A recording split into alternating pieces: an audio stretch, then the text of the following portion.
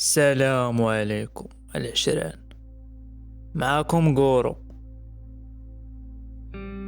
طفي الضو والتكة، ومن الأحسن شي دكة سمعوا عيش مع القصة.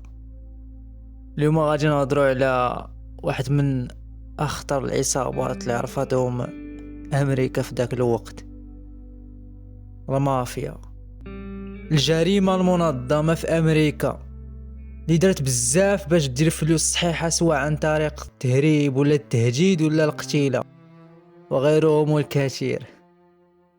هنا ضروري ما كتلقى رجال اللي كيخلدهم التاريخ بسبب التشرميل ديالهم وقوة السيطرة، ولا بسبب أنه كانوا مسؤولين على بناء شي حاجة كبيرة، بحال مثلا لاس فيغاس اللي ولات هكا بسبب واحد من رجالة المافيا اللي معروف عليها تشنشيط ضوي ترعف تفراني تموت. وهذا الشخص هذا اللي هو باكسي سيغل.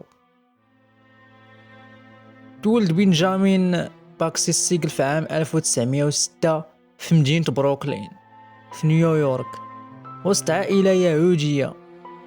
والديه كانوا فقراء لدرجة خرج من القراية ومشى نيجا لعالم الجريمة من الصغر، بحيث تلاقى مع واحد خونا سميتو موسي دواي، والله صحاب مدى الحياة، والله عاطينا الكريساج الشفرة اللي جا بسم الله. وفاش كبرت العصابة ديالهم داروا الحماية القسرية.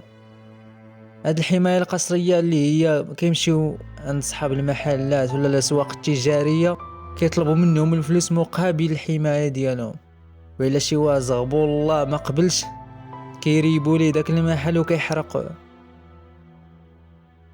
واحد المرة فاش السيقل كان عنده تقريبا شي 15 سنة 16 سنة، كان كيلعب في الزنقة مع العشران. في واحد اللحظة وقعت المطيفة بيناتهم. السيقل كان عنده فرجي جبدو يلا بغي تيري، في اخر اللحظة تدخل واحد خونا رمالي الفرجي من يدي، قال لي هرب ما تشوف شو راك، هرب يا معلم. وهاد خونا هذا هو ماير لانسكي، واللي غيولي في المستقبل من اكبر الافراد المافيا.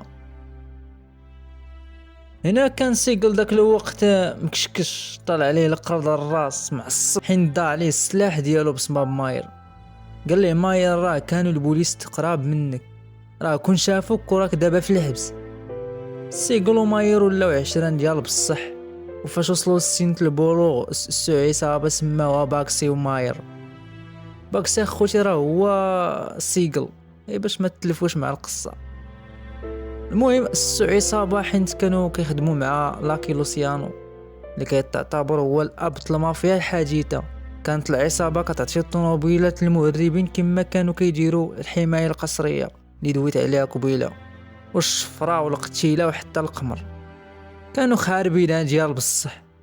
هاد العصابة اللي سمعها في داك الوقت كيخوالي الماء في الركابي، وخصوصا الى سمعوا السيقل اللي بزاف كيقولوا انه اخطر وما كيخافش ما كيتزعزعش ما كيتردش باش يواجه الخطر.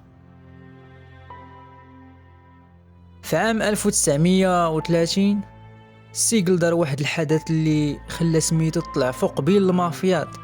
القرطاسة اللي طلق هي السبب باش غير تاريخ المافيا. هاد العام بالضبط الحرب العصابات بين المافيات، وتسمت هاد الحرب بحرب كاستيلا ماريس.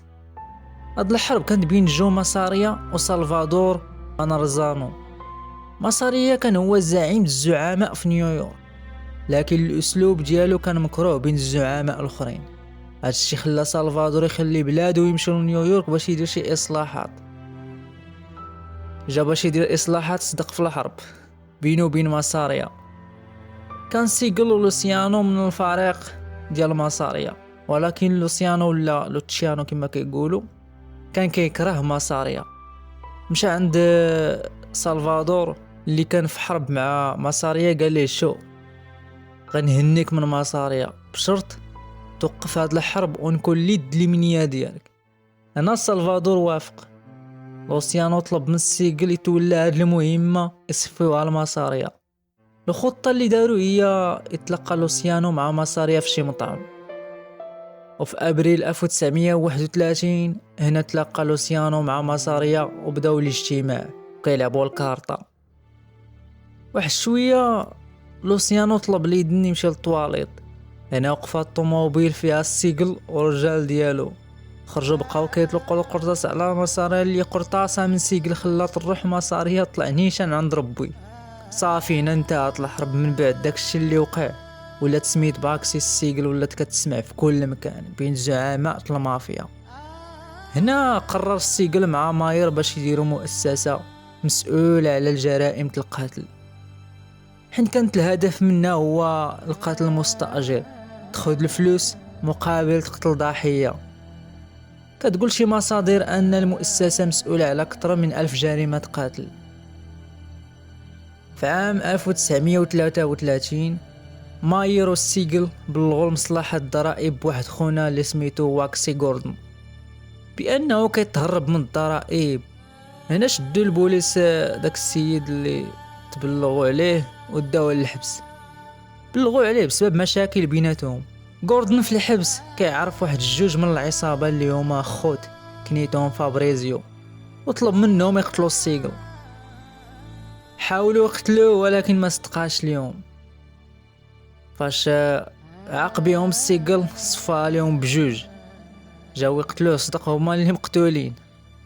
خوهم الثالث اللي سميتو توني فابريزو ما تسرطارش ليه، قرر يدير شكاية فيها ان السيجل مسؤول على مؤسسة كتخلص فيها الفلوس باش تقتل شي ضحية، وكان بغى يعطيها المحامي. السيجل عرف البلان ودار راسو مريض ودخلوه للسبيطار. هادشي داروه باش وقت الجريمة اللي غيدير زعما راه كان هو في السبيطار في داك الوقت. المهم تسلت من داك السبيطار واتفق مع جوج من المساعدين ديالو ومشاو للدار فابريزيو، داروا راسهم محققين البوليس. فاش خرج فابريزيو من دارو تصدم بقرطاسة جابتو دودة للارض. من بعد الجرائم كتيرة اللي ولا كيدير السيجل ولاو عنده اعداء بزاف، قرر يمشي لكاليفورنيا. المهم هنا غادي ننهيو هاد الجزء ونتلاقاو في الجزء الثاني ان شاء الله. تهلاو.